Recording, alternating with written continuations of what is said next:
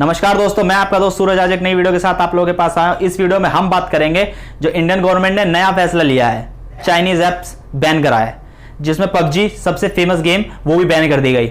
हालांकि ये पहली बार नहीं हुआ, इंडियन गवर्नमेंट ने ऐसा पहले 2 बार और किया हुआ है। पहले 59 ऐप्स बंद करी थी, सेकंड टाइम उन्होंने 47 ऐप्स बैन करी एंड थर्ड टाइम ये आपके सामने पबजी विद 118 ऐप्स मतलब 118 ऐप्स बैन कर दी गई। तो इसके पीछे क्या लॉजिक था, क्या रीजन था, ऐसे इंडियन गवर्नमेंट ने फैसला क्यों लिया और इन चाइनीज ऐप से हमें क्या नुकसान हो सकता था या क्या नुकसान होने की संभावना थी, तो इसके बारे में बहुत सारी चर्चा इस वीडियो में करेंगे। वीडियो शुरू करने से पहले मैं आप लोगों से रिक्वेस्ट करूंगा, चैनल को जरूर सब्सक्राइब कर दो और बेल आइकन बटन जरूर दबा दें ताकि नेक्स्ट वीडियो मेरी आप तक जल्द से जल्द पहुंच सके और आप उसे देखने से ना चूकें। तो एक ब्रेंडन ग्रीन नाम का व्यक्ति जो कि आयरलैंड से था और एक ब्लू होल कंपनी जो कि साउथ कोरियन कंपनी थी, दोनों ने टाई अप किया और एक गेम बनाई, पबजी डेस्कटॉप गेम, जो कि डेस्कटॉप में खेली जाती थी। दुनिया भर में फेमस हुई वो गेम, विश्व भर में वो लोग खेलते थे, बहुत फेमस हुई, बट चाइना में वो ऐप बैन थी। तो पबजी जिन्होंने बनाया उन्होंने इसका सॉल्यूशन निकालने के लिए चाइना से बात करी, तो चाइना का कहना था कि एक टेंसेंट कंपनी है, उसके साथ उन्होंने कोलैबोरेट किया। चाइना की कंपनी टेंसेंट, उनके साथ उन्होंने मिलकर कोलैबोरेट किया और कोलैबोरेट करके एक गेम बनाई पबजी मोबाइल, जो मोबाइल में पबजी खेली जाती थी और जो कि मानना है, एक सर्वे बताता है कि सबसे ज्यादा इंडिया में पबजी यूजर्स थे। मैं आपको डेली एक्टिव यूजर्स के नाम बताऊं तो 1.3 करोड़ डेली यूजर थे एक्टिव, और मंथली के बताओ तो अप्रॉक्स 5 करोड़ यूजर्स थे जो डेली पबजी खेलते थे या मंथली उनका एक्टिव यूजर्स था पबजी को लेके। तो पबजी की बहुत बड़ी मार्केट थी जो कि इंडिया में थी। देखो, कोई कंपनी या कोई भी मार्केट लेना चाहता है तो इंडिया सबसे बेस्ट अपॉर्चुनिटी, क्योंकि इंडिया के पास पॉपुलेशन ज्यादा है और सबसे बड़ी मार्केट इंडिया है आफ्टर चाइना। तो चाइना क्या करती है, सबसे ज्यादा प्रोडक्टिविटी निकालती है किसी भी माल का, किसी भी चीज का, अगर वो हार्डवेयर और सॉफ्टवेयर, वो क्या करती है, बहुत ही हाई वॉल्यूम में निकालती है, हाई क्वांटिटी में निकालते हैं, जिससे क्या होता है, कॉस्ट उनको सस्ती पड़ती है। अच्छा, उनका एक मोटिव और होता है कि हमें इंडिया का मार्केट कवर करना है। इंडिया का मार्केट कवर करने के लिए उन्हें कुछ लॉस भी झेलना पड़े स्टार्टिंग में, तो वो झेलते हैं, वो लॉस पे भी अपना सामान बेचते हैं। क्यों बेचते हैं? कि हमारी इंडिया मार्केट कवर हो जाए। तो चाइना ने इस तरह क्या किया, इंडिया की पूरी मार्केट कवर कर ली। तो इंडिया की जब पूरी मार्केट चाइना ने कवर कर ली, तब कि वो लॉस में बेचता है, चाहे उनका कोई भी स्ट्रेटेजी हो, उनका मेन फोकस होता है इंडिया की मार्केट कवर करना। स्टार्टिंग में लॉस स्ट्रेटेजी के साथ भी काम करते हैं। इससे क्या फर्क पड़ा, इंडिया की जो लोकल मार्केट थी या इंडिया के अंदर जो एंटरप्रेन्योरशिप थी, जो बिजनेसेस थे, वो बंद हो गए, वो कम होते चले गए। तो मालिकों ने क्या सोचा, जो यहाँ के लोकल मार्केट के मालिक थे या लोकल बिजनेस करते थे, वो क्या सोच रहे हैं कि जब चाइना का माल ज्यादा बिकता है, बिकॉज ऑफ कॉस्ट कम है, क्वांटिटी ज्यादा है, तो क्या होता है, चाइना के माल ज्यादा बिकता है इंडिया में। तो यहाँ के जो लोकल मार्केट के मालिक थे या ऑनर थे, उन्होंने अपने धीरे धीरे काम बंद करा और ट्रेडिंग शुरू कर दी। अब ट्रेडिंग क्या है, ट्रेडिंग यह है कि चाइना का माल खरीदेंगे और अपना बढ़ा के माल बेचेंगे, ये उनकी ट्रेडिंग होगी, सीधा सीधा बिजनेस हो गया। उन्होंने कहा इसी में पैसा यही करेंगे। तो इस तरह से क्या, चाइना ने पूरी मार्केट कवर कर ली, लोकल मार्केट हमारी डाउन होती चली गई। अब बात कर रहे हैं हम पबजी की। जो पबजी बैन हुआ तो उसको क्यों किया गया बैन, और यह 118 चाइनीज ऐप थी, उसको क्यों किया गया। जो फर्स्ट टाइम हमारा इंडियन गवर्नमेंट ने फैसला लिया था, 57 ऐप्स बंद करी थी, जिसमें टिकटॉक फेमस ऐप थी, कैम स्कैनर, ऐसे कई सारे और ऐप्स थे। फिर सेकंड टाइम उन्होंने 47 ऐप्स बंद करी, 47 ऐप्स बंद करनी, जिसमें उन टिकटॉक के लाइट वर्जन या उनकी कॉपी कुछ ऐप्स से, उन्हीं की तरह कोई ऐप से जो काम करते थे, 47 ऐप्स सेकंड टाइम में बंद करी। और थर्ड टाइम ये फैसला आया कि पबजी विद 117 ऐप्स और बंद हो गई। तो ये 3 टाइम्स हमारे इंडियन गवर्नमेंट ने मूव लिया है, जिसको हम डिजिटल स्ट्राइक कहते हैं, इसमें क्या होता है कि हम डिजिटली किसी भी देश को हम अपना मैसेज देते हैं, डिजिटली उनका वो बंद कर दिया हमने, तो उनको कहीं ना कहीं नुकसान हुआ है और हमने अपने कंट्री को सेव किया। अब सेव कैसे किया मैं आपको बताता हूं। जैसे कि हम कई बार चाइनीज ऐप डाउनलोड करते हैं, तो जब हम उसको इंस्टॉल करते हैं तो आपने देखा होगा उनकी टर्म एंड कंडीशंस आती है, तो बहुत लंबी टर्म एंड कंडीशंस होती है, हम पढ़ते नहीं है, जो कि प्रैक्टिकली संभव भी नहीं है। कोई भी ह्यूमन बीइंग पूरे टर्म एंड कंडीशंस नहीं पढ़ेगा, वो डायरेक्ट आई एग्री कर देता है, आपने भी किया होगा। तो उससे क्या होता है, उस टर्म एंड कंडीशंस के अंदर कई सारी बातें ऐसी होती हैं जो हम नहीं पढ़ते, जो हमें पता नहीं होती।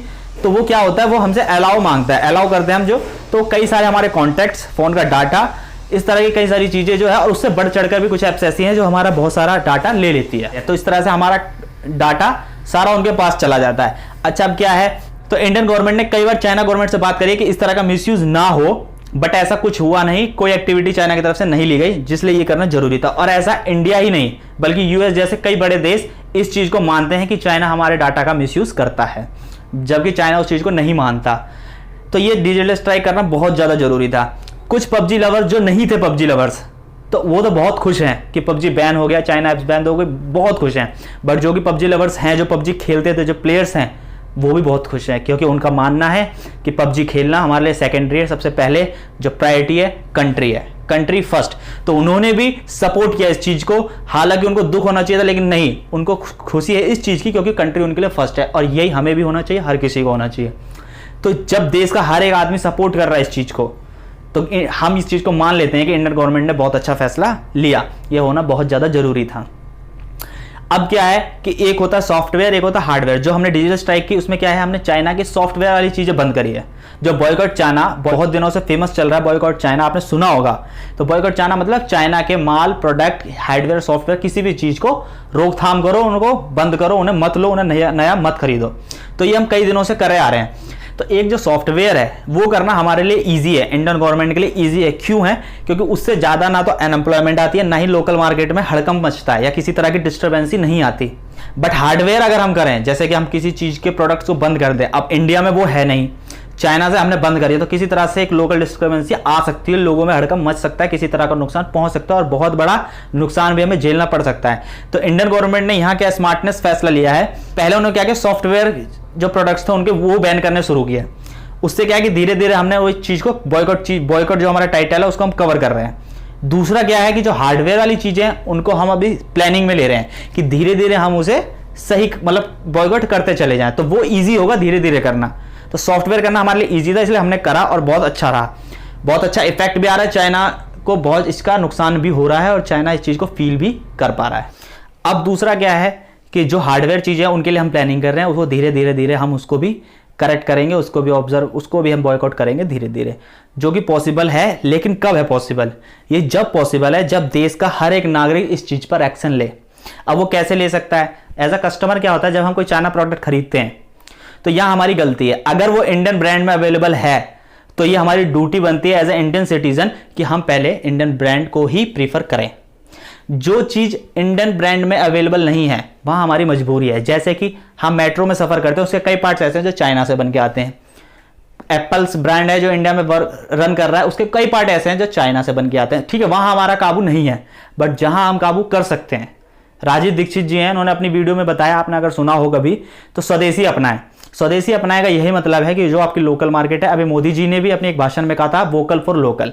कहने का मतलब अपने लोकल मार्केट मीन्स जो इंडिया में बन रहा है, जो आपके आसपास के लोग बना रहे हैं, वहां खरीदें, उसका हमें फायदा होगा। ये आपका एज ए कस्टमर ड्यूटी बनती है। अब as a businessman, as a shopkeeper, as a industrial, as a entrepreneur, आपकी ड्यूटी ये बनती है कि आप अपनी सर्विस को बेटर करें पहले से, आप अपनी क्वालिटी को बेटर करें पहले से, आप अपने फास्ट सर्विस को अच्छा करें, आप अपने प्रोडक्ट डिलीवरी को अच्छा करें, आप अपनी जो चीज़ें सुधर सकती है उनको सुधारने की कोशिश करें। ये सोचकर ना बैठें कि ग्राहक ही नहीं है, मार्केट ही नहीं है। इससे भी नुकसान होता है। इससे क्या होता है, जब आपका मोटिवेशन डाउन होता है, जब आप ये काम करना छोड़ देते हैं, तो जाहिर सी बात है कि जो अदर मार्केट है, मतलब जो चाइना है या अदर कंट्री, कोई भी अदर कंट्री इस तरह से इंडिया पे अपना कब्जा कर सकती है। तो इसीलिए हमारे एंटरप्रेन्योर्स, हमारे जो बिजनेसमैन है, हमारे जो शॉपकीपर, जो रिटेल शॉप भी हैं, उनको भी इस चीज़ को समझना चाहिए कि हम अपनी चीज़ों को बेहतर करें पहले से, ताकि कस्टमर हमसे ही सामान खरीदे। एज ए कस्टमर हमारी ड्यूटी बनती है, एज ए बिजनेसमैन हमारी ड्यूटी बनती है, एज ए शॉपकीपर हमारी ड्यूटी बनती है। हम सबको मिलकर देश के लिए कंट्रीब्यूट करना चाहिए। तो अब मैं आपको एक बात बता दूं, सोनम वांगचुक, आप जानते होंगे सोनम वांगचुक जी को, जिनमें आमिर खान ने 3 इडियट्स में जिनका रोल प्ले किया था, जिनके ऊपर उनका रोल था, सोनम वांगचुक, वो अपनी वीडियोज़ में बताते हैं कि अगर चाइना को बदलना है तो बुलेट से ज़्यादा वॉलेट पे हमें असर डालना होगा उनके। जब हम वॉलेट पर असर डालेंगे तभी चाइना बदलेगा। ये सोनम वांगचुक जी अपनी कई सारी वीडियोस में बता चुके हैं। तो जो डिजिटल स्ट्राइक हम लोग कर रहे हैं, जो इंडियन गवर्नमेंट कर रही है, ये एक इमीडिएट सॉल्यूशन तो है, एक शॉर्ट टर्म सॉल्यूशन तो है, बट ये लॉन्ग टर्म में काम नहीं करेगा। क्यों नहीं करेगा? क्योंकि क्या है कि अभी तो हमने चाइनीज ऐप बंद कर दी, बट अगर उनका रिप्लेसमेंट अगर इंडिया नहीं देता है तो कोई अदर कंट्रीज उस ऐप को क्रिएट करेंगी, देन इंडियन उसके यूजर्स बन जाएंगे। मतलब चाइना नहीं तो कोई और देश, वो देश नहीं तो कोई और देश, वो इंडिया को कवर करेगा, उसकी मार्केट को कवर करेगी। तो ये एक शॉर्ट टर्म सॉल्यूशन है, डिजिटल स्ट्राइक एक शॉर्ट टर्म सॉल्यूशन है, बट इसका लॉन्ग टर्म सॉल्यूशन क्या है? लॉन्ग टर्म सॉल्यूशन इसका यही है कि हर एक नागरिक को इसके प्रति एक्शन लेना होगा, सोचना होगा, अपने सोच को थोड़ा सा ब्रॉड करके थोड़ा सा सोचना होगा और इंडियन गवर्नमेंट को सपोर्ट करना होगा। एज अ कस्टमर मैंने आपको बताया क्या करना है, as a reseller, as a retail shopper, as a shopkeeper, as a businessman, as a entrepreneur आपको क्या करना है, और हम दोनों को मिलके, हम सब लोगों को मिलके इस चीज़ पे एक्शन लेना होगा। तो इंडियन गवर्नमेंट को सपोर्ट मिलेगा और चाइना को एक मैसेज जाएगा कि हम लोग भी कुछ कर सकते हैं। That's a spirit. जय